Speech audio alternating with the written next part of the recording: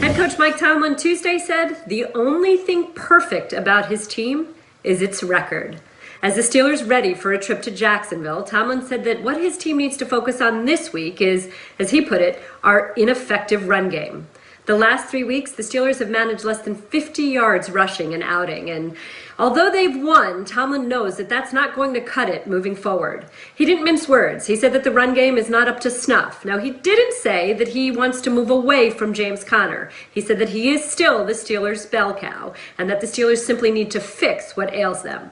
So part of what ails them is that the Steelers have been trying to run a lot of outside zone. This is not a team designed to run outside zone. This is a power running team whose offensive linemen are power blockers who like the inside zone game. The Steelers need to get back to what has always worked well for them. And as Mike Tomlin said, they will indeed get better at it. He's coaching him up brilliantly. Coach of the Year candidate for sure, the front runner there. Taking a look here, guys, at the teams that have gone 9-0 the past decade. Only the 2015 Panthers got to the Super Bowl. None of them took on the Lombardi. The Steelers trying to change that narrative. You heard Tomlin say the only perfect thing about them, guys, is their record. Pittsburgh leads the NFL in sacks. Big Ben just had season highs in passing yardage and touchdowns. Are the undefeated Steelers just now hitting their stride? Hey. Hello. It's the only honest answer to this is we don't know, to be determined, because we have a really unique species of team here. It's a 9-0 team, and everyone's already starting to write their blogs and tweets about could they go 16-0, but there's not a juggernaut vibe to this team. There's not. They don't have an estate piece win. They don't have this incredible win they did on national television. They beat the Titans, they beat the Ravens, and the strangest thing, Roethlisberger had that great take where he's like, well, if the Cowboys are America's team, we're the world's team. Now, that was awesome. The world's team has not been on national television since week 1. They had the strange game week 1, like of a doubleheader against the Giants, and they're not going to be again until Thanksgiving.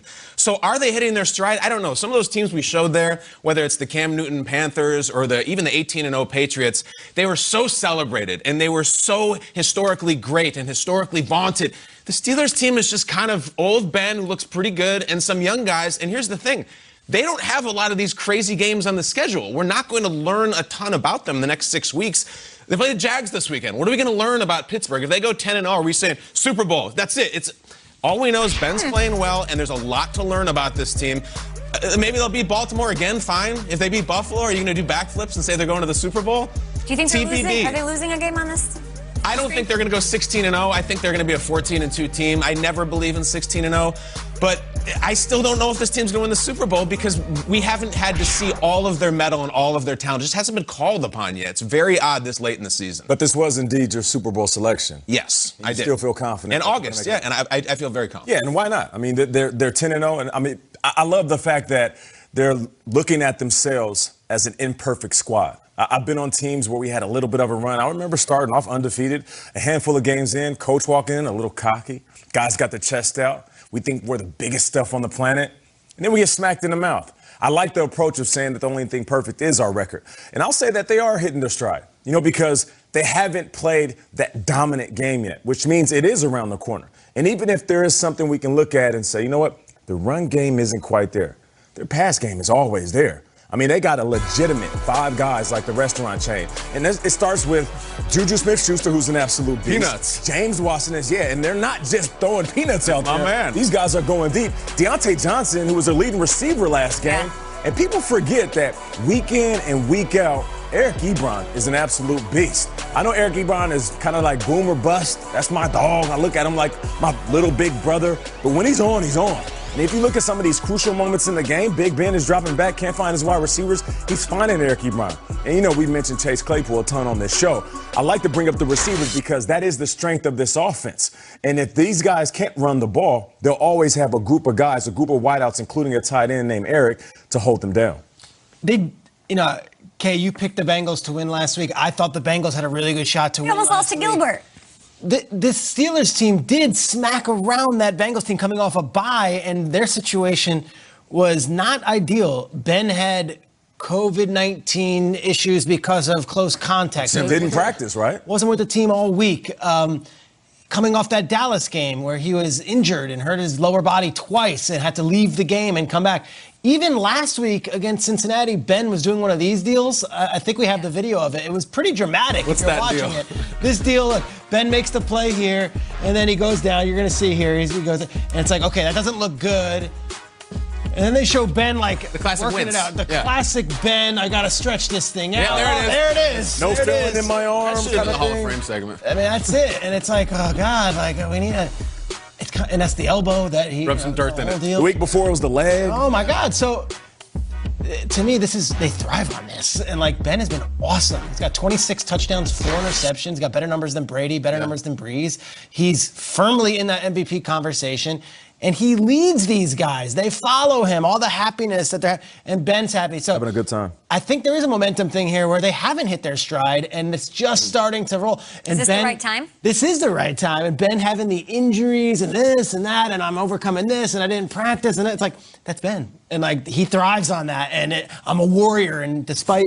But no, you think they're like, oh, it's the Steelers. Everybody. Wow, the Chiefs are still in this That's universe. what I'm saying. Like, Of they're course. not the team that, like, nobody wants to play the Steelers. They just have a really good record. They play the Ravens on Thanksgiving in their building, so I think that's... Toughie. The at Buffalo is one that I think I would circle and say yes. But 16-0 is so difficult. I don't know if they're undefeated. I don't even know if they even get to that conversation in December. Kyle, do you trust the Steelers more than the Chiefs? Well, we're going to learn a lot about the Chiefs this weekend. I mean, Chiefs-Raiders is everything. I think I would say just as much because I just look at the coaches and the quarterbacks. If you're talking about trust, and I trust both of those guys implicitly. Nate, you touched on it. The biggest splash surprise for the whole Pittsburgh season, I think, by far has been Chase Claypool. Yeah. The whole story going into the season. Okay, defense, Minka, TJ, blah blah blah. Do they have enough offense? Is Ben going to be healthy? The Claypool thing is actually, it's like it's Huge. changed the whole AFC. So I would love to see them in the title game. Right now, I would say I trust them equally. I hate to be on the fence, but coaches and quarterbacks. Tiebreaker, do you trust the Steelers more than the Chiefs? Such a odd question. Mahomes is good, dude. It's a good question, though, because I really think it's those two teams. It is a good question, but I'll say this because we're getting at the point where there's some teams that are middle of the pack, and then there's some teams that are legitimately the best in the league. So if I could answer that question, there's a few teams that I know are going to be in the playoffs and will be smacking teams around. Pittsburgh Steelers and the Chiefs. And I know Russell Wilson doesn't look good. I'll throw Russ in that conversation. So for me, it's not about their squad. It's about what Kyle said, their quarterbacks, but more importantly, their head coaches. I trust Big Ben, Mike Tomlin, Pat Mahomes, Andy Reid, Russell Wilson, Pete Carroll. That right there is the deciding factor for him. This year, more than ever, Kay's question is validated in a way that I think it matters because there's only one bye. 100%. There's only one home field advantage. Like, that one seed is so much more important this year. You get a week off, you get to kick back, you get to watch, and you have home field throughout. 2 seeds got to work. The 2 seed has to win 3 games before the Super Bowl. That's a lot of work. This year is very different. 6 teams are tied at 6-3. Yeah. And